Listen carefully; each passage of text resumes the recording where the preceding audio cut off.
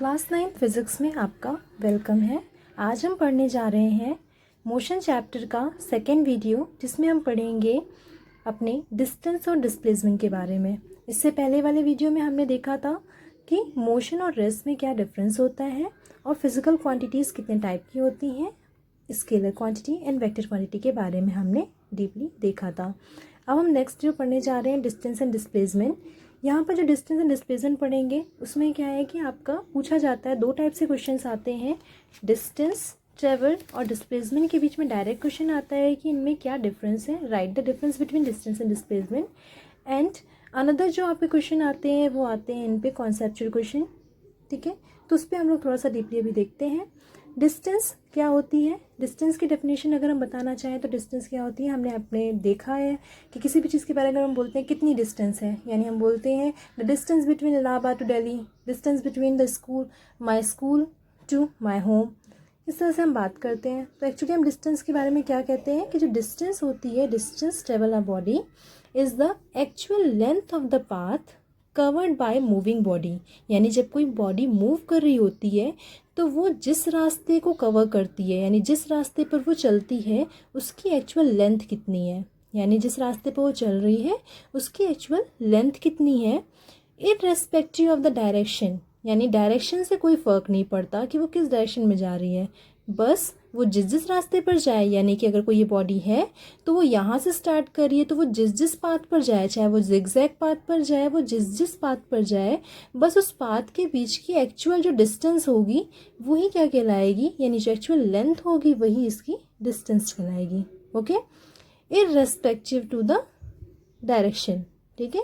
इसलिए ये मैटर नहीं करता कि वो किस डायरेक्शन में जा रही है। ओके, अगेन अगर हम बात करें डिस्प्लेसमेंट की, तो डिस्प्लेसमेंट क्या होता है, डिस्प्लेसमेंट इसका जस्ट उल्टा होता है। डिस्प्लेसमेंट में body moves from one position to another. जब भी कोई बॉडी वन पोजीशन से अनदर पोजीशन में मूव करती है तो द शॉर्टेस्ट डिस्टेंस होता है ना, कई बार ऐसा कि हमारे स्कूल से हमारे घर के बीच में कई रास्ते होते हैं, तो हम जिस जिस रास्ते से होकर जा रहे हैं और जाने के बाद हम अपने स्कूल पहुंचते हैं, यानी हम अपने घर से यानी ए प्लेस से निकले और सी प्लेस पे पहुंच रहे हैं, तो पहुंचने के लिए हमारा जो रास्ता है, हम उस पूरे पाथ की लेंथ की अगर बात करें तो वो क्या कहलाती है, डिस्टेंस। बट ए से बीच का शॉर्टेस्ट डिस्टेंस क्या हुआ, एक अगर हम स्ट्रेट लाइन खींच दें तो ये क्या हो गई, हमारी ए से सी के बीच की शॉर्टेस्ट डिस्टेंस। तो ये शॉर्टेस्ट डिस्टेंस हमारी डिस्टेंस ना कहला के क्या कहलाती है, डिस्प्लेसमेंट कहलाती है। तो डिस्प्लेसमेंट क्या होता है कि जब कोई बॉडी एक पोजीशन से दूसरी पोजीशन पर मूव करती है तो जो सबसे शॉर्टेस्ट डिस्टेंस होती है, या जो ये स्ट्रेट लाइन होती है, डिस्टेंस बिटवीन इनिशियल पोजीशन, जहाँ से उसने स्टार्ट किया इनिशियली, और final position and final position of body along with direction. यहाँ पर डायरेक्शन का मैटर करता है, जैसे यहाँ पर हमने देखा डायरेक्शन मैटर नहीं करती, बट यहाँ पे डायरेक्शन मैटर करती है, तो is known as its displacement. Okay, तो when a body moves from one position to another, the shortest distance between the initial position and the final position of the body along with direction is known as its displacement. I think आपको clear हो गया कि distance जो होती है वो क्या होती है कि अगर आप अपने घर से अपने स्कूल जा रहे हो तो रास्ते में आपने जो भी पाथ ट्रेवल किया हो, चाहे वो कितना भी जिगजैग पाथ क्यों ना हो, उसकी एक्चुअल लेंथ, जैसे आप यहाँ से गए 5 किलोमीटर, फिर यहाँ से 3 किलोमीटर, फिर 4 किलोमीटर, फिर 5 किलोमीटर, यानी आप ये जितने भी किलोमीटर जा रहे हो इस सब को टोटल कर लो, और फिर आप जब वहाँ पहुँचोगे तो इस पूरा टोटल है आपका क्या कहलाएगा, ये पूरा टोटल आपका कहलाएगा डिस्टेंस।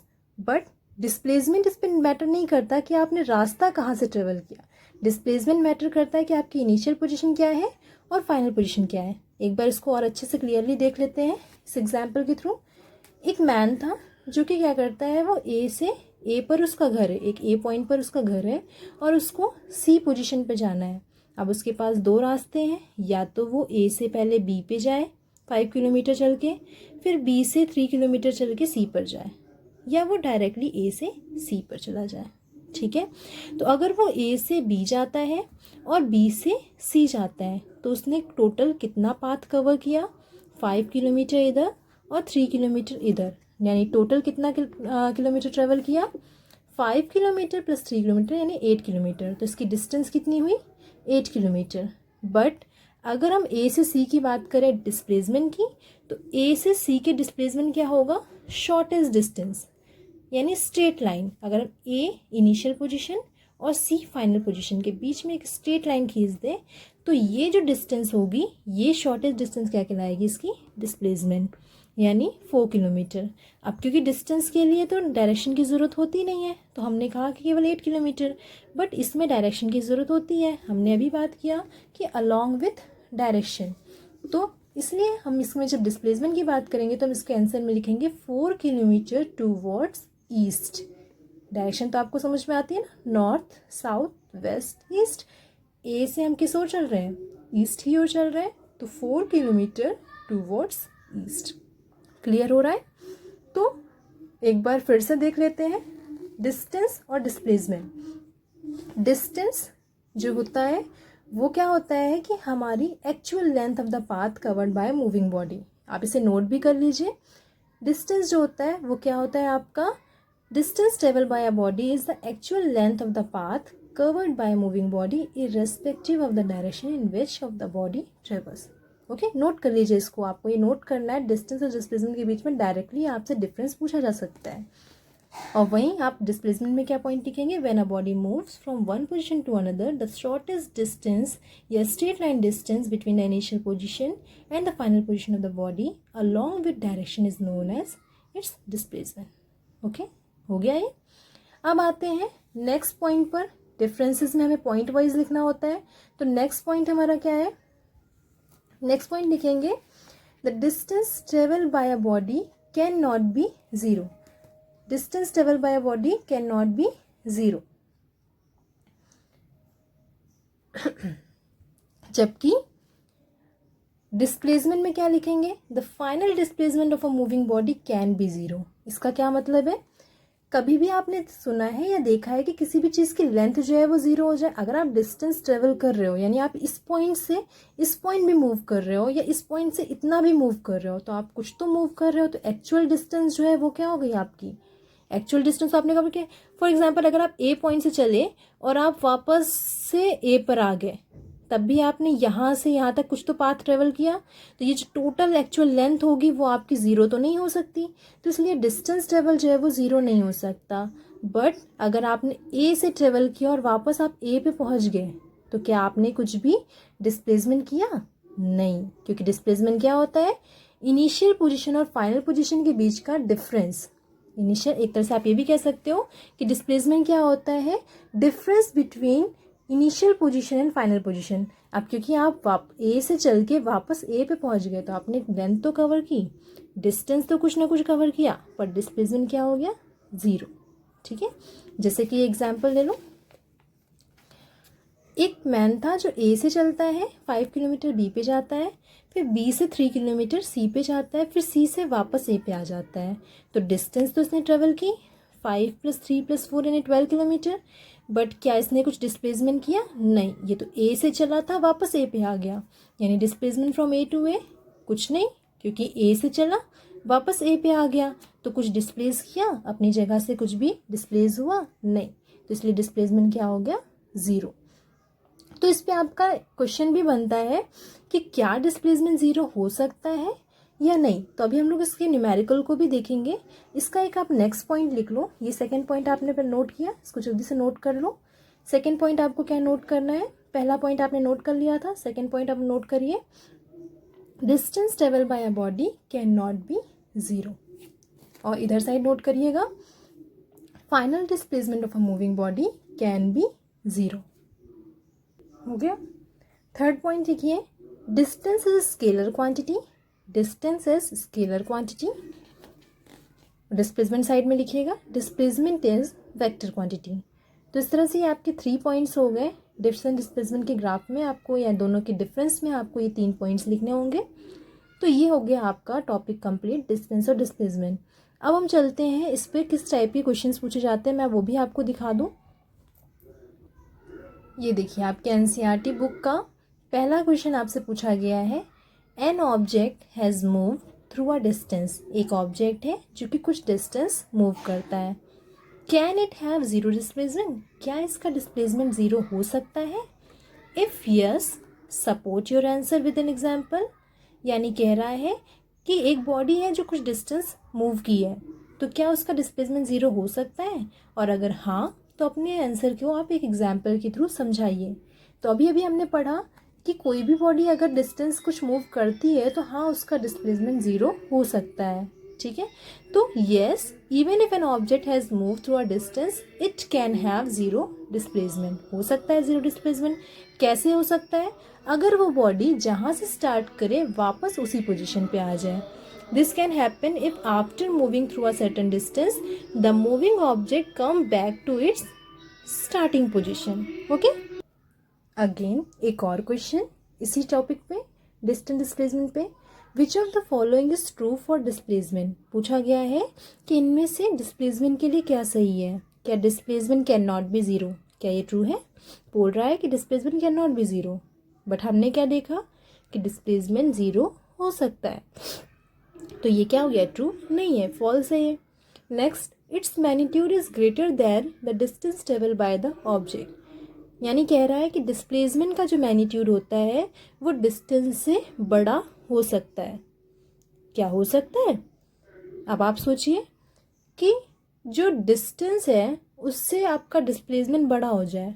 डिस्प्लेसमेंट बड़ा हो सकता है, क्योंकि हमने क्या कहा, डिस्प्लेसमेंट तो शॉर्टेस्ट डिस्टेंस होती है। डिस्प्लेसमेंट क्या होती है?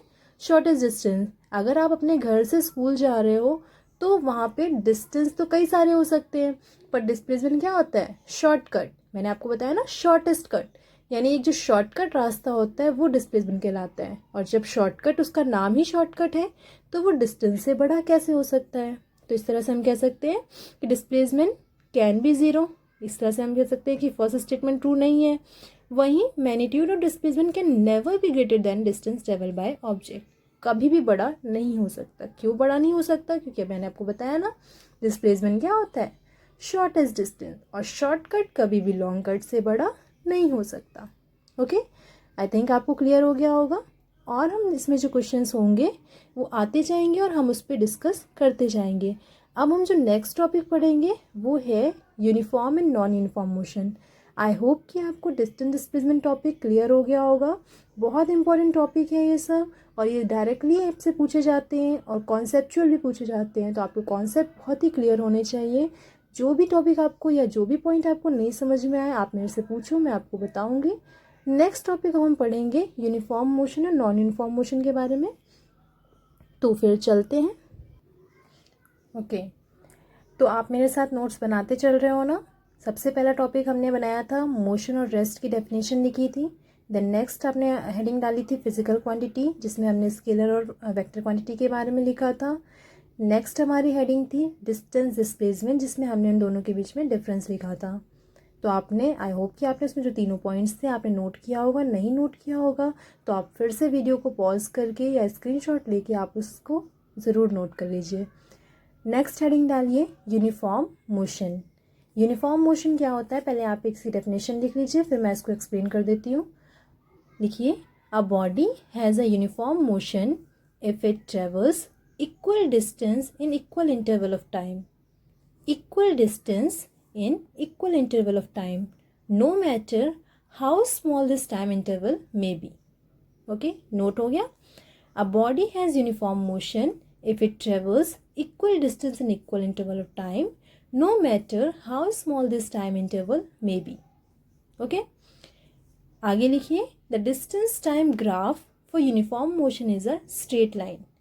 The distance time graph for uniform motion is a straight line. हो गया? नेक्स्ट हेडिंग डालिए नॉन यूनिफॉर्म मोशन।